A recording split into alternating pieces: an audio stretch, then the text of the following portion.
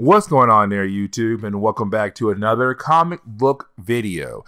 Okay, guys, so we are basically going to continue our coverage over the Reign of X era of X-Men comics, but we are also going to pick up with Sword number 2 and number 3.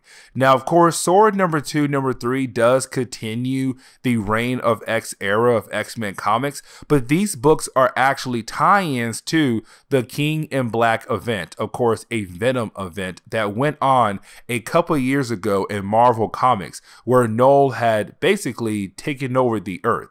Now, with that being said, this makes sense on why we had a Sword tie-ins. And the reason why, because remember, when it comes to Sword, it was restarted by the mutant race at the very end of the X of Swords event, but Swords was originally made before Jonathan Hickman took over the X-Men books, because Sword was made as a way to protect the Earth from any kind of attacks from aliens who would try to take over the Earth or just blow up the Earth. Now, Sword was shut down, but like I said earlier, thanks to X of Swords, well, the Sword program was turned back on. Now, Sword is heavily being run by mutants, especially their leader, Abigail Brand, who is a mutant. But there are other mutant characters who are working on the space station. And so even though Sword is made to protect the Earth, they are heavily being run by the mutant race. And this continues what Hickman is trying to do, which is basically saying the X-Men are slowly taking over the Earth with all their different deals they're doing, and now they have a space program. But now we're going to see how this space program is going to handle the Earth being taken over by Knull, the King of the Symbiotes, because technically they were supposed to protect the Earth, and now the Earth has been taken over. Now, the first page of this book is actually showing us a random character who could possibly be the main villain of the book. We have no idea. All we do know is that apparently this character could have been taken over by Knull in a symbiote, and right now this character is possibly going to hunt down the members of the Sword organization. Now, we actually do pick up with Abigail Brand, and right now you have Abigail Brand trying to figure out how can they get rid of Knull and all the symbiotes that he had basically brought to the Earth. And right now the Earth is actually covered in a symbiote-like barrier. And so right now the question is, will they be able to actually use the Krakoan gates as a way to get down to Earth to possibly help the people of Earth get away from Knull? Because remember, guys, when it comes to the X-Men in the now Reign of X era of X-Men comics, Jonathan Hickman established that there are Krakoan flowers out there that are basically portals that mutants can use to teleport all over the world and technically almost anywhere in the universe. Now, with that being said, the reason why they're trying to access that gate as a way to help people escape the Earth, because right now the Earth has been taken over by Knull. Now, you do have some different divisions of the Sword program trying to call up different alien races who had maybe dealt with Knull in the past to hopefully learn more information about Knull and how in the world they can actually stop Knull to save the Earth. Now, on top of that right there, you do have Abigail Brand actually get mad at Metallo, because Metallo is supposed to be the leader of the Purple Division, one of the many divisions of the Sword program, but he's in the bathroom taking a number 2, and of course when Abigail Brand checks up on him through her computer screen, she sees him on the toilet, and so of course she does get very upset and kind of tells him to get back to work, because right now the entire planet is being taken over by Knull, and that right there is not a good thing at all. Now, we actually do see Abigail Brand going to meet up with Fabian Cortez. Now remember, Fabian Cortez actually has the ability to help power up other mutants. Now, the reason why she's talking to him is because she is going to actually send him down to the Earth to hopefully link up with some X-Men members, but to hopefully figure out what happened to Cable, because Cable is actually part of this whole entire space program. He is one of the leaders of the program. And matter of of fact, he runs security. And the question is now, where is Cable? Now, before Abigail Brand does talk to Fabian Cortez, you do have Frenzy, who is kind of like this person who talks to all the different alien races across the universe, bring in a scroll. And the scroll is just kind of telling Abigail Brand, like, hey, listen, we're trying to fight against Knull with you to hopefully save this galaxy, but save your planet. Because we know how powerful Knull is, and Knull is not a person you can take out so easily. But either way, you do have a dragon actually try to attack the sword base, and that dragon is shot right out of the sky. Actually, they're in space. So shot right out in space. But either way, that dragon, symbiote dragon, gets blown up by the sword defense system. But either way, Fabian Cortez does have his mission now, which is to hopefully link up with other mutants on Earth, but to hopefully find Cable as well. Now, right after you have Abigail Brand talk to Fabian Cortez, you do have Abigail Brand actually talk to Metallo once again. Now, this is Abigail Brand telling him it's about time to unlock a certain kind of protocol. And of course, this protocol is known as Protocol V. Now, we're not really told what Protocol V actually is, but when Metallo reads Abigail Brand's mind, he's kind of like, oh God, we're doing that right there? Like, do we have to? But you have Abigail Brand tell him, you have to understand, right now they're fighting against a god, and that god has taken over the earth. So if you want to get rid of that god, we have to do Protocol V. And so you do have Metallo, I'm gonna call him Mastermind, tell Abigail Brand that they need something very important if they're going to actually pull off Protocol V. Now, we actually do jump back down to Earth, where we actually do see Fabian Cortez right now hanging out with some other mutants, and he's not using his powers like he should, because again, like I said, when it comes to Fabian Cortez does has the ability to kind of give you a power boost if you are a mutant, which is great because a lot of times when he gives that power boost, it makes a mutant powers go into very dangerous level of power. And so right now you would think Fabian Cortez will use his powers as a way to charge up other characters to basically help them fight against the forces of Knull, because right now Krakoa has been taken over by Knull as well in his army of symbiotes. And so you have X-Men characters trying to defend the island, but of course they're having a hard time doing that. But that is the moment you actually do have Fabian Cortez use his powers to charge up Sunfire, which of course makes Sunfire become like a supernova being flying around, which could possibly get rid of a lot of symbiotes to save the island. Now, we do pick up with some other characters who are right now seeing Sunfire kind of be like the sun for the island of Krakoa, because he's shining so bright with all the powers he had received from Fabian Cortez. Now, that is the moment you actually do have Metallo appear. And when Metallo does appear, you have Metallo kind of tell us what Protocol V actually is, which is that right now their goal is to save all the mutant lives and possibly human lives to evacuate from the earth. And the reason why, because Protocol V's plan is to blow up the earth, to basically sacrifice the earth as a way to stop Knull, but to hopefully they save enough people to begin somewhere new in the universe. And so that is Protocol V, and Metallo is trying to get everybody on the ship so they can leave and begin the process of Protocol V.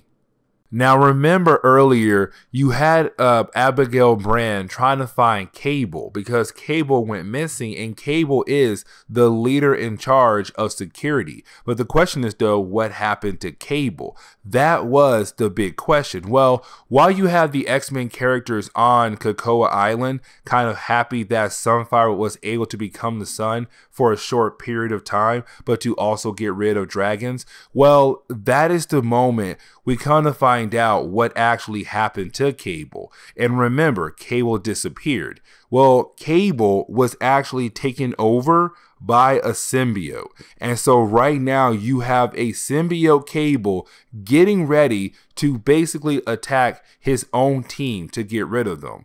And that right there is very huge. Now, getting into sword number 3, we actually do pick up with the character known as Manifold.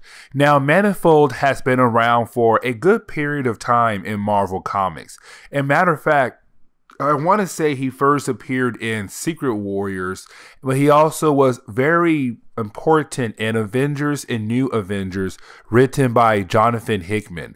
But either way, he has the ability to teleport almost anywhere in the universe. And matter of fact, he's able to teleport other people across the universe as well. Now, of course, with the world being taken over by Knull, you do have Manifold teleporting down to the Earth to check up on some people. Now, of course, he's checking up on his uncle Baz, because Baz is kind of like his last living family member. And of course, Baz's close friend Sam.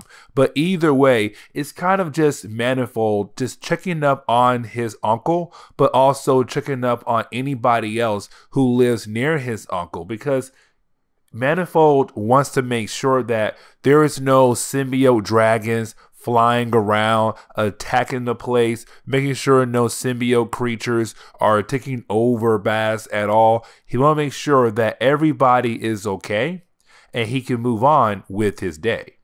Now, we do see Manifold teleport over to a very interesting character, and this character is known as, and I'm going to mispronounce this name, Zadigar. I know I butchered it, please forgive me. But the Zygar is basically part of a lizard race out there in the middle of the universe. And right now this race is going to war, and this war is called the Snark War. Now the Snark War is kind of being built up by different books across Marvel, but what's basically happening right now is that you do have a king, or the leader of this race died. And with the death of that leader, now you have the children of that leader trying to take charge of the entire race. And of course, you only have 5 children who are fighting each other to become the alpha person in the family tree. Now, with that being said though, when it comes to Zydigar, he's the only one who doesn't have a home planet. His siblings, they all have their home planet to work out of as they try to build their empire to become the alpha member of their family. But when it comes to Zydigar, he does not have a home planet. He loves the idea of just moving around from world to world, because it makes it hard for his enemies to actually track him down. Now, with that being said, the reason why Manifold is here right now is because it's Manifold kind of asking Zydigar to actually help him out and the rest of the sword program to take down Knull. Because Manifold believes that with the power of Krakoa, Earth, and Zydigar's army, they could possibly defeat Knull. But you did have Zydigar say, no, why would I help you? Knull is actually helping me out. And what he means by that is Knull had actually attacked one of Zydigar's siblings' home world. And when Knull did that, of course, he destroyed that world, and that crippled the army of that sibling in this Snark War. And so now the odds are even better for Zydigar when it comes to winning this war against his siblings to become the alpha person in charge of the family tree. And so he's kind of like, no, Knull is doing me a lot of great things right now. With him going around wrecking planets left and right, and I have no planet, sooner or later, I am going to be the one in charge as my siblings fall to Knull. And of course, it's him just plotting. Now, as soon as Manifold leaves to go back to Earth to think of a new game plan as a way to stop Knull, someone else comes behind Zydigar and actually kills him off, to show us that the Snark War is getting very interesting and very big for later books down the road. Now, we actually do see Manifold jump over to the Alpha Flight space station. Now, Alpha Flight, here we go. Alpha Flight used to be the Canadian superhero team. Okay, for many, many years, that's what they were. They were a superhero Canadian team. Now, over the years, they kind of moved away from that and they became basically a space team replacing Sword, because there was a time Sword was no longer around and you had Captain Marvel and few characters of the original Alpha Flight team kind of become the new space team replacing Sword. But then Sword came back and the big question was, what happens to Alpha Flight if Sword is back now? Well, Alpha Flight is still a space station, but Alpha Flight just kind of watches over different things of the Earth. Now, of course, their leader right now is a character known as Peter Gyrich. Now, Peter Gyrich has been around for many years in Marvel Comics, and usually he wants to get rid of mutants, and usually he also wants to get rid of other characters if they're not human, like the Hulk, because to him, the Hulk has been affected by gamma radiation. And so he always been trying to get rid of different characters who are basically superhuman. Now, he was put in charge of Alpha Flight. Now, Manifold only came here to look for help to figure out a way to stop Knull. But when he came here, Manifold overhears a conversation that Peter Gyrich is having. Now, of course, Peter Gyrich is having this conversation on the phone, and we have no idea who he's talking to. But of course, we do see Peter Gyrich actually talking about the problem of the Earth, and not Knull, but more of like the characters who are not human. So mutants, mutates, gamma radiation characters. It's basically Peter saying we have to handle these problems now before the Earth is no longer a Earth that has humans on it. Now, of course, while you have Peter on the phone with that guy or girl, you do have Manifold use his teleporting ability to sneak into the office to look at a certain folder. And of course, that folder tells Manifold that Peter Gyrich is actually part of Orchid. Now remember, Orchid was the evil group that we were introduced to at the very beginning of Power of X and House of X and Dawn of X as well, because it's a group or organization that is made up of members from different organizations who all have one thing in common. They hate mutants. And so you have some members of Hydra, SHIELD, AIM. They all came together to kind of help get rid of the mutant race. Now, you do have other groups as well who are part of Orchid, but it's just showing that Orchid has members all over the world, and they have members of their group in other groups across the world, because Orchid is trying to get rid of mutants, and Peter Gyrich is one of those members. Now, this is where we are going to wrap up today's video, because as soon as you have Manifold arrive back at the Sword space station to tell Abigail Brand that basically Peter Gyrich is once again evil, which is no shock there at all. But either way, though, you do have Manifold go to Abigail Brand and say, hey, we got a problem. Right now, Peter Gyrich is plotting something big against mutants. But you have Abigail tell Manifold that for right now, they have to focus on something else that's even more important, like what's going on right now on Krakoa. And so you actually have Manifold teleport down to Krakoa to basically see that Cable, who's been taken over by a symbiote, is kind of taking over the island. And this is where we are going to end today's comic book video. So please leave me a like down below and subscribe. Also, if you have any suggestions on books I should read, well, please let me know in the comments below, because you never know, your suggestion could be a future video down the road. But guys, I'll see y'all next time. Later.